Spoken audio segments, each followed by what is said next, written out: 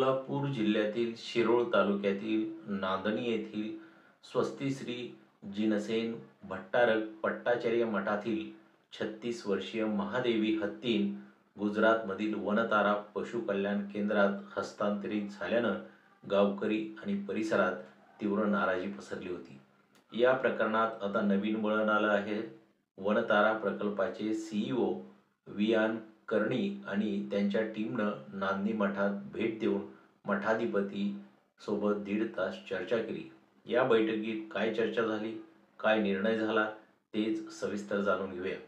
28 जुलै 2025 रोजी महादेवी हत्तीन गुजरातमधील जामनगर येथील वनतारा केंद्रात हस्तांतरित करण्यात आली. यावेळी नांदणी गावकऱ्यांनी भावपूर्ण मिरवणूक काढून हत्तीनीला निरोप दिला. परंतु काही संतप्त जमावाने पोलीस आणि खासगी वाहनांवर दगडफेक करून निषेध व्यक्त केला. मुंबई उच्च न्यायालयानं डिसेंबर 2024 मध्ये महादेवीच्या आरोग्य आणि कल्याणासाठी तिला वनतारा केंद्रात हलवण्याचा निर्णय दिला होता. या विरोधात नांदणी मठानं सर्वोच्च न्यायालयात याचिका दाखल केली, परंतु ती फेटाळण्यात आली. नांदणी मठ हा 1300 वर्षाचा वारसा असलेला जैन धर्मियांचा पवित्र तीर्थस्थान आहे. गेल्या 33 वर्षापासून महादेवी हत्तीन ही गावकऱ्यांसाठी आणि भाविकांसाठी पूजनीय होती. तिच्या हस्तांतरणामुळे गावकऱ्यांच्या धार्मिक आणि सांस्कृतिक भावना दुखावल्या गेल्या. महादेवी हत्तीन 1992 पासून नांदणी मठात होती आणि गावकऱ्यांसाठी ती सांस्कृतिक आणि धार्मिक प्रतीक होती. तिच्या हस्तांतरणाविरोधात काँग्रेस नेते सतेज पाटील आणि स्वाभिमानी शेतकरी संघटनेचे नेते राजू शेट्टी यांच्या नेतृत्वाखाली स्वाक्षरी मोहीम राबवण्यात आली. अवघ्या 24 तासात 1,25,353 लोकांनी या मोहिमेत सहभाग घेतला. मठाधिपतींनी वनताराचे सीईओ विहान कर्णी यांच्याकडे महादेवी हत्तीन पुन्हा नांदणीत आणण्याची मागणी केली. याला प्रत्युत्तर देताना वनतारानं स्पष्ट केलं की महादेवीला गुजरातच्या वनतारा केंद्रात नेण्याचा निर्णय हा कायदेशीर प्रक्रियेचा भाग होता आणि त्यात वनताराचा थेट संबंध नाही. तथापि जनभावना लक्षात घेता जर मठाने आणि गावकऱ्यांनी कायदेशीर प्रक्रिया पूर्ण केली तर महादेवीला परत आणण्याची शक्यता आहे.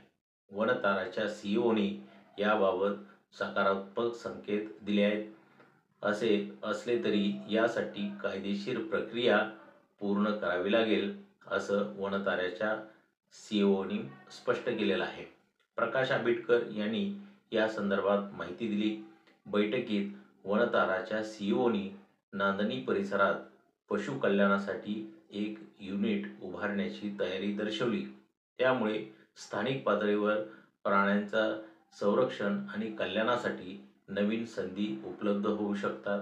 याशिवाय आजरा, चंदगड आणि राधानगरी तालुक्यांमध्ये जंगली हत्तीकडून होणाऱ्या नुकसानीच्या समस्येवर उपाययोजना करण्यासाठी स्थानिक लोकप्रतिनिधींनी वनताराला प्रस्ताव दिला आहे. या प्रस्तावावरही सकारात्मक चर्चा झाली. अनंत अंबानी यांच्या नेतृत्वाखालील वनतारा हे भारतातील एक अग्रगण्य वन्यजीव बचाव आणि संरक्षण केंद्र आहे.